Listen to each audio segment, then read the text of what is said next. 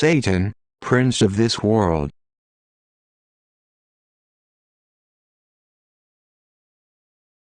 By William Guy Carr, R.D. Commander RCNR.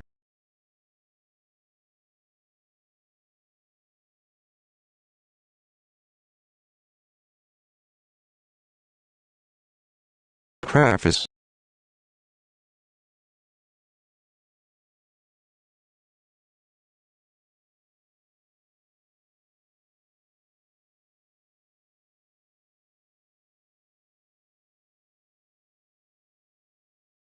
When the author of this book, Commander W.J.G. Carr, died on October 2, 1959, he left this book in manuscript form along with many scribbled notes, reference books, half-formulated thoughts, etc. His last wish was that the book be finished and published in order that all men might know of the plot which exists to wipe out every trace of decency in the world and all civilizations as we know them now. Such a task is manifestly beyond ordinary means. I, his oldest son, have been asked to try and edit, revise and correct the manuscript as best possible before publication. This I have done to the best of my limited ability. I have not added anything to the original draft or changed anything except where requested to do so in marginal notes in my father's own handwriting. I found the work frustrating because it was far beyond the scope of my ability. At the same time, I found it extremely interesting and rewarding as I tried to sort out the thoughts and ideas of a man who died almost 7 years ago. At some points in the manuscript I found notes such as, "Check the accuracy of such and such a point," or "dig out more information on such and such a person."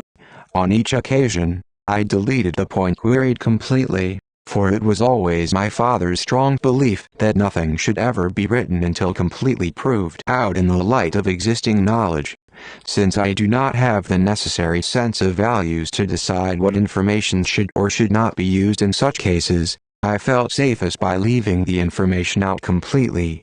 The fact that there are only 13 chapters in this book will annoy some people and frustrate others. I think all who read it will be left in a state. The unfinished symphony has never been completed, and this book will not be completed either, except as each reader finishes it for himself in the future by personal experience as the story unfolds. Many of you will scoff at the statements made in this book.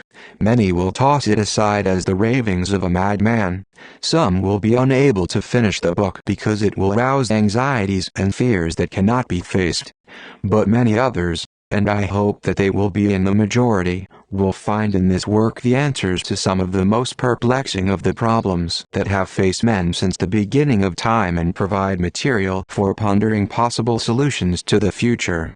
It is up to this latter group principally, but to all men of goodwill generally, regardless of color, race or creed, that this work is respectfully dedicated in my Father's name. With the dedication goes my earnest hope and prayer that each one of you will strive, each in his own way, to avert the catastrophe that is surely to come upon us if the devil's plots are not thwarted soon. For those of you who do read further, please try to remember that this is an uncompleted work and that if there appears to be a gap or lack of continuity at some points, it is only because this book was published from little better than a rough draft of what undoubtedly would have been a polished literary effort had CMDR. Carr lived a few more months to finish it himself. Please accept my apologies for my obvious lack in preparing this work completely, and I hope that in spite of its shortcomings, it will be a rich source of material for your future thought.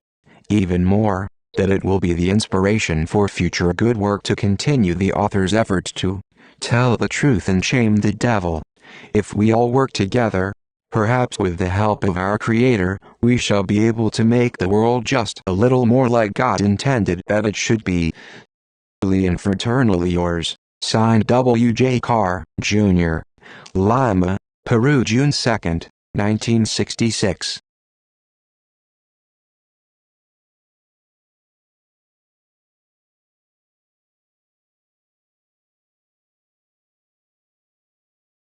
Publisher's postscript in June 1966, 30 years almost to the day when W.M. Carr, Jr. completed the preceding preface to his father's last work. Omni received this manuscript from fellow patriots who were friends of the Carr family. It was passed on to Omni as it was to them with the intention to have it published because of its informative content. Omni had heard rumors of its existence for many years and through investigative means was finally able to track it down. As mentioned previously, the author had died prior to its completion and so the work published here is as it was received by Omni. There are no changes or revisions to factual content other than some minor side notes that were felt necessary. The publisher note from THREEWORLDWARS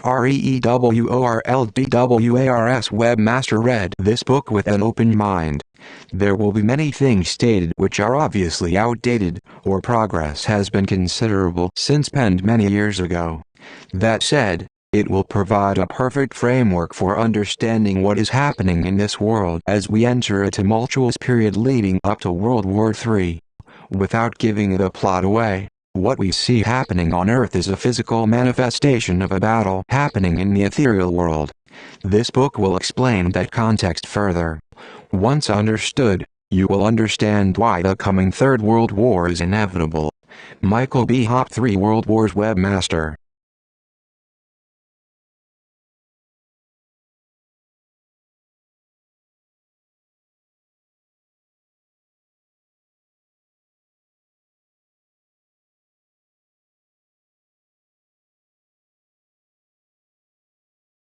Forward. Being fully aware of my limitations, I am frank to admit that since I published Pawns in the Game, 1955, and Red Fog Over America, 1957, and because I did publish these books, I have learned a great deal more about the World Revolutionary Movement, WRM, and its relationship to the existence of the continuing Luciferian conspiracy directed against God and man by those who comprise the Synagogue of Satan, SOS, on this earth than I knew before I published them.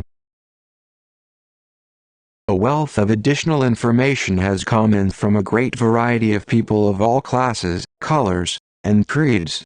They have supplied the additional evidence I include in this volume. I admit I was ignorant of most of the facts I now present to my readers when I published the other 2 books. I am not in the least ashamed of the fact that my knowledge regarding the struggle being directed by Lucifer to cause human beings to defect from God, so he can enslave them for all eternity, physically, mentally and spiritually, was as limited as it was in 1955. It should teach others a great lesson. I had honestly and sincerely worked and studied since 1911, trying to find the answer to the question, why can't the human race live together in peace, and thus enjoy the bounties and blessings that God, the Creator, has provided in such abundance for our use and pleasure? The last 2 books of my 9 already published prove that after 44 years I still had a great deal to learn.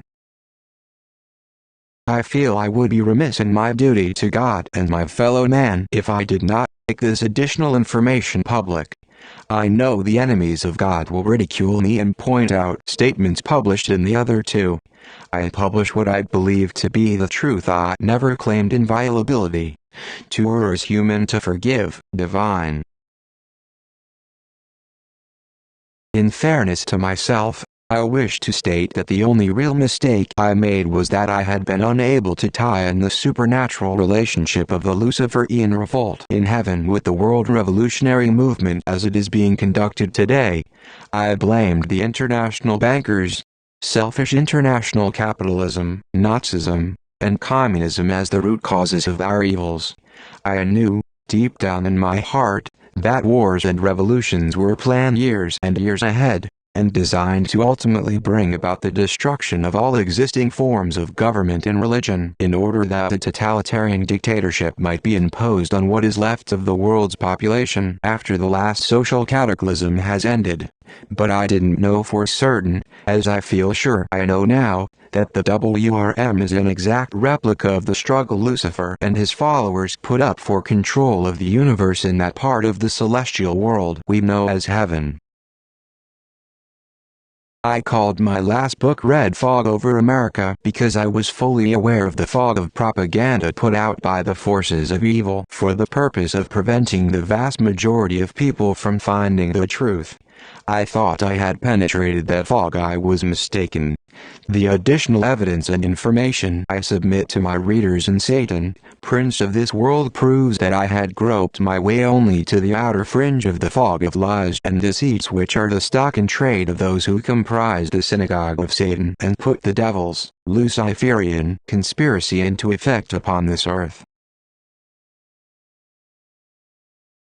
I wish to make it clearly and emphatically known that I do not believe the synagogue of Satan, SOS, is Jewish, but, as Christ told us for a definite purpose, it is comprised of them who say they are Jews, and are not, and do lie. Reverend 2:9 and 3:9. I hope I prove in this book that the protocols, which contain the details of the diabolical plot Weiss helped revise and modernize between 1770 and 1776, are not those of the learned elders of Zion, but those of the synagogue of Satan, based on the Luciferian ideology designed to bring about a one-world government, the powers of which will be usurped by the high priests of the Luciferian creed, who have always secretly controlled the synagogue of Satan at the top. This book is written for the information of the masses. In my limited way, I am trying to put the mandate Christ gave us into effect. I do not intend to clutter up the pages of this book with hundreds of footnotes giving title, chapter, and verse of so-called authorities. I find that far too many authors quote as authorities those who secretly serve the Luciferian cause.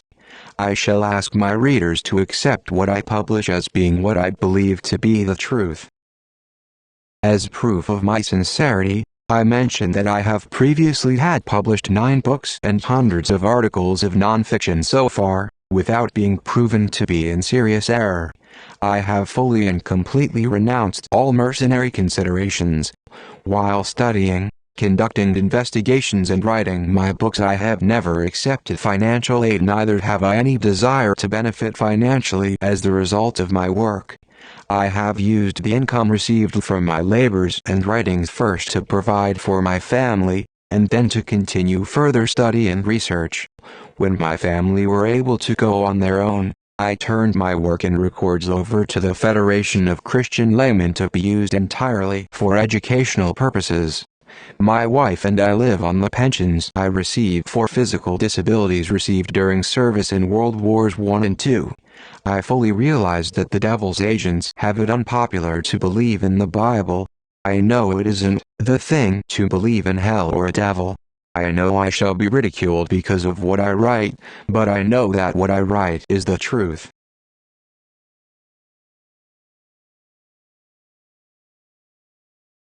Nobody is going to enjoy reading the contents of this book, but those who do read will be able to see things in their true perspective. They will be able to understand what is happening in the world today and why.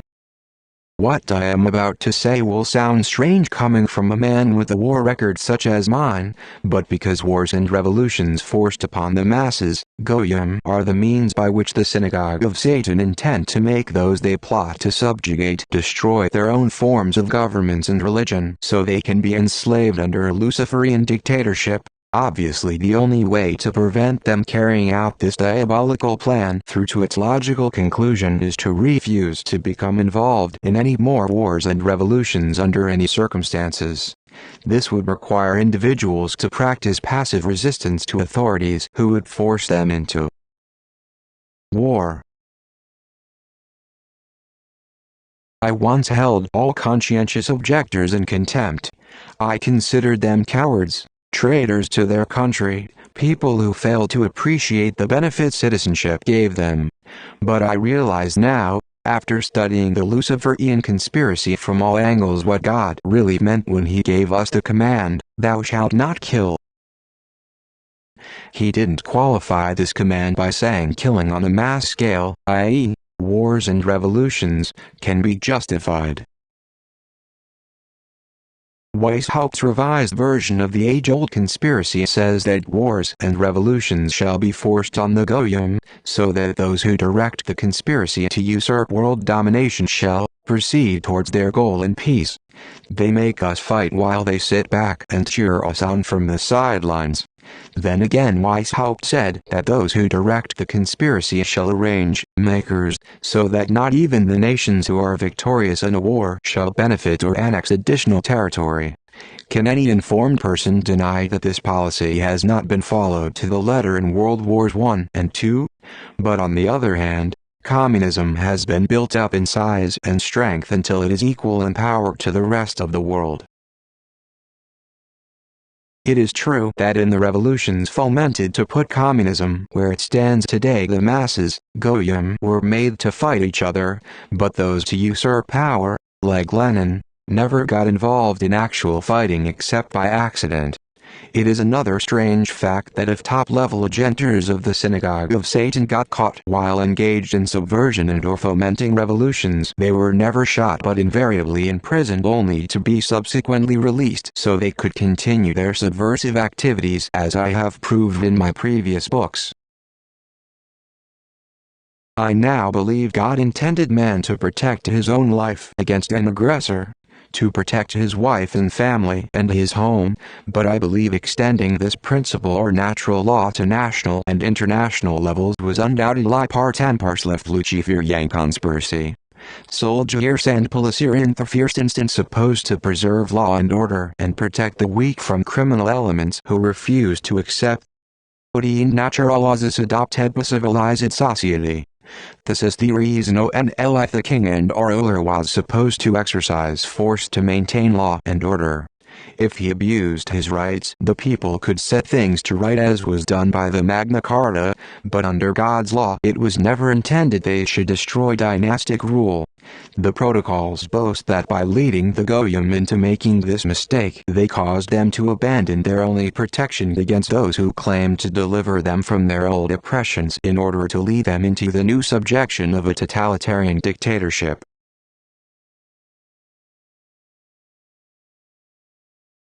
I realized that the Illuminati will work to shoot those statements full of holes, but the fact remains that I can no longer find authority in the scriptures, or by reasoning, to justify allowing ourselves to be divided into opposing camps, then armed, and made to fight and kill each other in order to solve political, social, economic, or other problems which are no nearer solution now than they ever were. It just doesn't make sense that Christians can be divided into opposing camps and made to kill each other off by the tens of millions without having the slightest personal animosity for one another.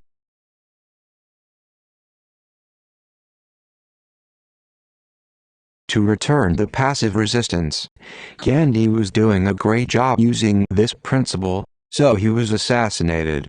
What do we have in his place?